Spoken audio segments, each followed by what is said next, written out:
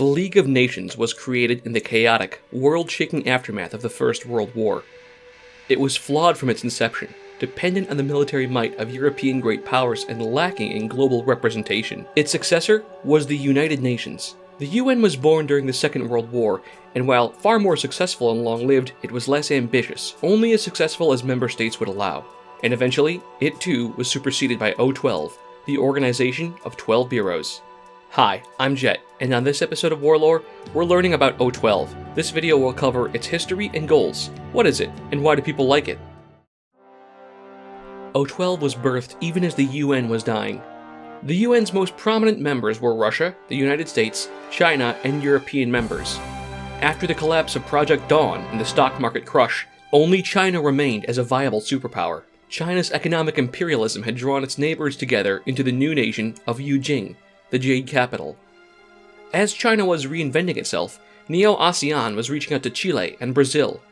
Growing competition with the Empire forced the Pan-Asian Alliance closer together, and soon the PAA rechristened itself as Pan-Oceania. The two superpowers joined to create a new intergovernmental alliance, one where Pan-Oceania and Yujing would be the shining stars above all others. They tied themselves closely to the new entity, deciding on its creation at the Manila Summit. They gave the new alliance broad powers and tremendous monetary support, ensuring the final death of the UN as nations flocked to join their new court. But Yujing and Pan-Oceania had created their own golden chains. This new organization was O-12. It was lionized in the extensive state media apparatus of both Yujing and Pan-O. The goal was for O-12 to be a means of intervention and direct international pressure, and therefore considerable resources were spent to give O-12 legitimacy and presence in the public imagination. This worked far too well. From its first legislative sessions in New York and Sydney, O-12 was filled with energized and idealistic individuals. O-12 members renounced their former citizenships and affiliations so as to completely devote themselves to the international order. The first generations drew some of the best and brightest that humankind had to offer. These early legislators and bureaucrats were optimistic in O-12's mission while also being realistic. Now that they were truly committed to the bureaus, they had better make sure that the O-12 experiment was successful. By the end of the 21st century, in the wake of the energy crisis and the stock market crunch, there was a growing power vacuum on planet Earth. This was quickly filled by the moneyed interests of corporations. 7 multinational corporations declared themselves as sovereign states, free from governmental control or taxes. The most notorious of these incorporated states was Vel Amarco Industries, which purchased Minami-Kojima Island from Japan and set it up as a military staging area. Its first target was American Samoa, now neglected and undefended by the collapsing United States. 95% of the island's economy was based on tuna exports, an industry that Vel Amarco dominated. With no serious military presence to deter a takeover, and a population that already worked for Vel Amarco, the corporation saw nothing wrong with annexing it outright. But O-12 disagreed. A future where corporations ruled as sovereign promised instability, danger, and exploitation. General Talia Gabbard was a native of American Samoa herself, and did not take kindly to a private invasion of her homeland. Gabbard gathered Samoans from across the globe, and, coordinating with the newly christened Pan-Oceania, would liberate her homeland from corporate control. O-12 organized the effort. Yujing would perform a hostile takeover of Vel Amarco's holdings. Pan-Oceania would take on Samoa as a member state. O-12 would take the credit and send a message to any other corporations that planned on such outrageous actions. This event would be known as Red Friday, and it sent a chilling message toward growing corporations across the planet. O-12's popularity soared, reinforced when it began an aggressive international campaign to regulate the rising power of hyper-corporations. It didn't work forever, but the M-Corp laws were a major victory for unity, O-12 and the New Order. O-12 only continued to grow in stature during the nanotech wars between the United States and Pan-Oceania. It was O-12 that organized humanitarian corridors, requesting that the blockading naval forces of Pan-O land to lend humanitarian assistance to the beleaguered United States. After the Treaty of San Diego, O-12 was instrumental in negotiating the nanotech limitation protocols. Disgust at the Americans' indiscriminate use of nano-devourers gave serious political power, and politicians made sure the protocols had serious bite, applying them to Earth and beyond. After the second war between Russia and Yujing, the bureaus solidified the role of O-12 forever with the Concilium Convention. This was named after the Latin word for a great assembly, implying popular support and broad agreement. The convention governed the use of war, with special focus on what weapons nations were allowed to use, especially in civilian areas. All of the major powers that were part of O-12 signed on to the treaty in an act of cooperation. This was and is O-12's ultimate source of power. Among the agreements contained in the Concilium Convention was a statement of basic human rights. This statement was intended as an additional guide to the proper treatment of foreign civilians during a time of war. However, O-12 courts have ruled that it applies to all citizens of the human sphere regardless of belligerent status. Therefore, the enforcement powers granted to O-12 under the Concilium Convention allow them to uphold those basic human rights anywhere and at any time. This is what gives them the majority of its authority. You see, Bureau Aegis is the military wing of O-12, and they are deployed anytime there's a legal issue in need of intervention. But what actually counts as a legal issue is quite large.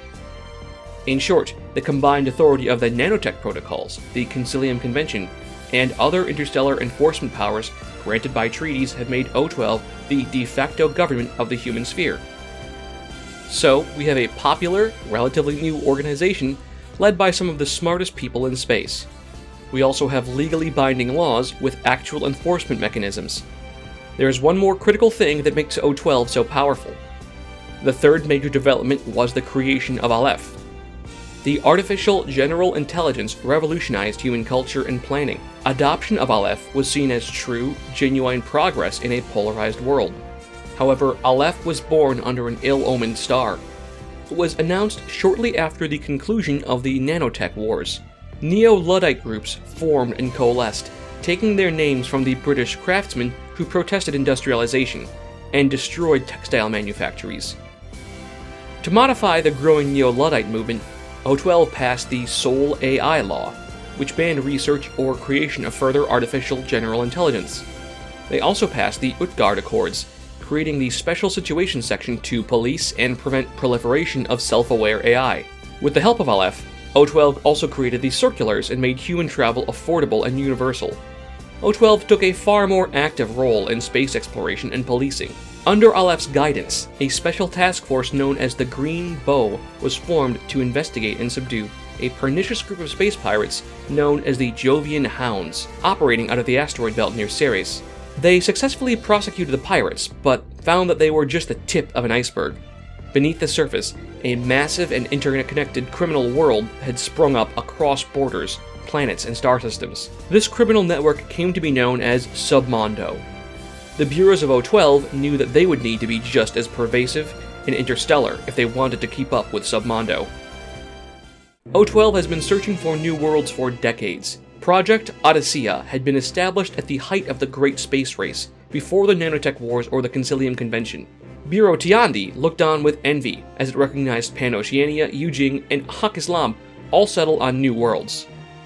The goal of Project Odyssea was to find a planet for O-12 to utilize as a headquarters, a truly neutral location that would isolate O-12 from the corruptive legacies of Earth and embrace humankind's new galactic future. When a suitable world was finally discovered, it became a colonial scramble. O-12 named it Concilium Prima in honor of the treaties which had brought it to power, but the other interstellar nations were reluctant to give up claims to a habitable planet. A deal was made through the Tripartite Colonization Accords. Yujing and Pan-Oceania would have its interests equally represented on the New World, while haqqislam would enjoy sovereignty over its many caravanserai across the human sphere. 13 years later, the joint terraforming process was well underway. O-12 moved its central bureaucracy to Concilium Prima. The heart of humanity had left Mother Earth. From here, the bureaus established the new calendar, with the year 0 being set to their arrival on Concilium Prima. The new calendar was designed for AI enhancement, making it easier for people to move between planets with varying day-night cycles, as well as factor in relativity and local clocks. The system was originally called the Einstein chronometer, and almost all adjustments are made by automated special assistants and computers. However, most in the human sphere just know it as EC time or Easy Time. Easy Time would prove exceptionally helpful for negotiations with the Nomad Nation formed just 6 years later. The lawyers of Tunguska lobbied to have their trinity of nationships recognized as a sovereign entity which would bring with it protections and ensure their precious autonomy. O-12, at the prodding of haqqislam, formally recognized the nomads and even assigned them a space on the Security Council. The Security Council, also known as the Concilium Council, is the highest arbiter for all of humankind. It is made up of 12 sitting members, one from Pan-Oceania, Yujing, haqqislam, the Nomads, and Ariadna, 4 members from O-12, one from the other non-aligned nations, and one from Aleph, currently an aspect named Abel. For decades, O-12 managed to keep a general peace between the powers. Bureau Hermes ensured practical and reasonable interstellar commerce, building new jump gates and later circulars to facilitate movement. Bureau Lakshmi helped make cubes and Shut backup universal and free. A number of regulations across the sphere expanded O-12's power further and increased acceptance of the bureaus. The Helican miner revolts led to sweeping regulations for mining activity across the sphere. When the rights of miners are threatened, O-12, and oftentimes Corregidor, step in for swift enforcement. Of course, one of the reasons that O-12 passed such sweeping regulations in the first place was that, in a way, it was at fault. The whole reason for the traumatic conditions and lethal overwork was so that the corporation in question could mine material to transport to War Tech Works, which was producing the Theta unit for Bureau Aegis. O-12's greatest failure, then, was the outbreak of the Neo-Colonial Wars. Despite its best efforts, O-12 was unable to prevent the war, only shorten it and reduce the civilian cost. The conflict raged for 10 years, segmented by a series of treaties and ceasefires that were often broken. The Bureau suffered serious material losses during the wars. The flagship of O-12's fleet, the Charlemagne, was deployed in an explosion while docked with a superfreighter. Psi Unit still believes that Pan-Oceania's intel services were responsible. The losses were not just in materiel, but personnel. Almost the entire Kai unit was lost during an orbital bombardment during the evacuation of Lutenbalg. Most of the Phi unit were killed by invisible assassins while patrolling the Laragub. Laragub? How the fuck? Whatever. Laragub. Under Milkwood is a radio drama by Dylan Thomas, commissioned by the BBC. A small Welsh fishing village. Bugger all spelled. What the shit? It was in light of these losses that the Tactical Police Department of Bureau Aegis was restructured. Section Spatha, the Sword, would continue its role as Sword 4. Many units were redeployed and reorganized. The Alpha unit was formed based on survivors from the Phi unit and a few volunteers, and soon became among the most iconic of Bureau Aegis' tactical responders, capable of everything from combat to investigation to command. Space-based enforcement was also stepped up, cracking down on growing piracy in the wake of the wars. Roving field offices, like the good ship Malaspina, were stationed on hotspots to observe as well as intervene. Mercenaries became commonplace as the size and scope of their enforcement of human rights expanded. Depending on who you ask, this has the big downside of the Tactical Police Department becoming extremely militarized, while still not being an actual army. That is why O-12 never wins wars. It is not a nation unto itself, acting only as an enforcer for laws. It is extremely wealthy and does not have a mandate to simply control more territory. Of course, whose laws those are and how those laws are actually passed, we'll have to wait for another video. Do you want a video explaining the law process in the Concilium Oberhaus Senate? I'll do it, and it'll be great. I'll do it if you want. As the end of the third neo-colonial conflict approached, O-12's main contributions were providing a framework and room for eventual negotiation, protecting civilians from the brutality of what would otherwise have been total war. After the wars, Yujing became significantly more integrated with the bureaus, stepping up their funding and also their influence. With their forces now well maintained and their mandate very explicit, the bureaus unfortunately faced further controversy with the rediscovery of Ariadna. The Ariadnan Commission was heavily corrupt and favored Yujing's land interests, and it took years of wrangling to eventually deploy Bureau Aegis to end the Ariadnan commercial conflicts. In the current day, which I think is sometime in the 70s of the new calendar, O-12 involves itself with an incomprehensibly large amount of operations. They are the framework by which the human sphere lives and breathes.